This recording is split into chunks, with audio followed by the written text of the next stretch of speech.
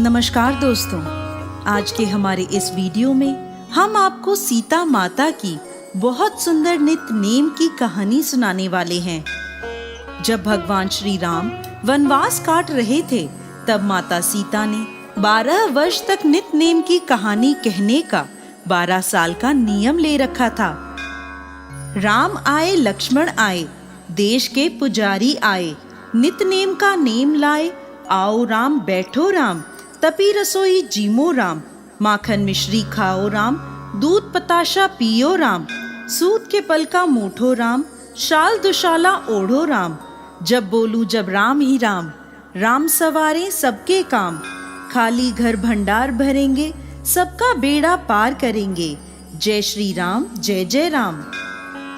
ये कहानी सीता माता रोज कहती थी और श्री राम इसे सुना करते थे।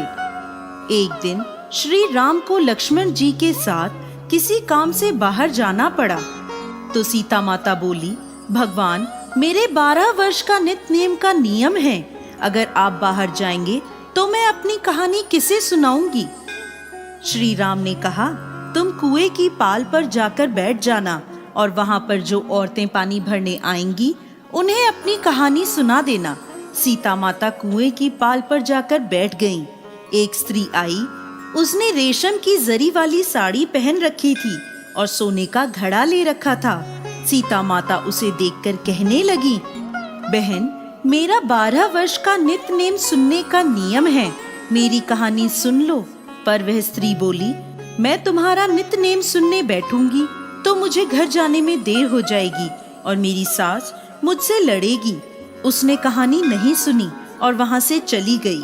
घर पहुंचते पहुंचते उसकी रेशम जरी की साड़ी फट गई और सोने का घड़ा मिट्टी का हो गया। सास ने देखा तो बोली, ये किसका दोष अपने सिर लेकर आ गई है। बहू बोली, माताजी मैं भी हैरान हूँ, ये कैसे हुआ।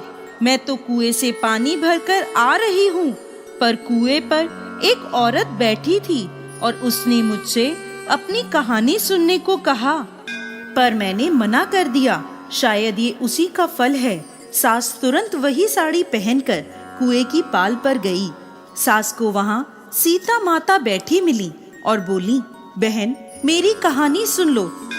सास बोली, एक बार छोड़, मैं तो 4 बार तेरी कहानी सुनूंगी। सीता माता बड़ी प्रसन्न हुई और कहानी कहने लगी।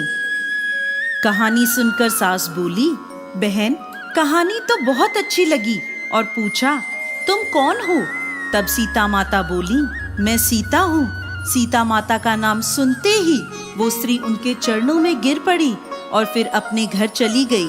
उसकी साड़ी फिर से रेशमी जरी की बन गई और मिट्टी का घड़ा फिर से सोने का हो गया।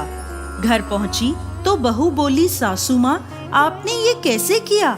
सास बोली, बहू तू तो दोष लगाकर आई थी, मैं तेरा दोष उतार कर आ रही हूँ।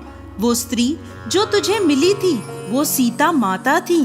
पुराने से नया कर देती हैं, खाली घर में भंडार भर देती हैं, सभी इच्छाएं पूरी करती हैं। बहू बोली, ऐसी कहानी मुझे भी सुनाओ। सास ने वही कहानी बहू को भी सुना दी। कहानी सुनकर बहू बोली, माताजी कहानी तो बहुत अच्छी है, इसे हम रोज कहा करेंगे। अब सास बहू रोज सवेरे उठकर कहानी कहने लगी।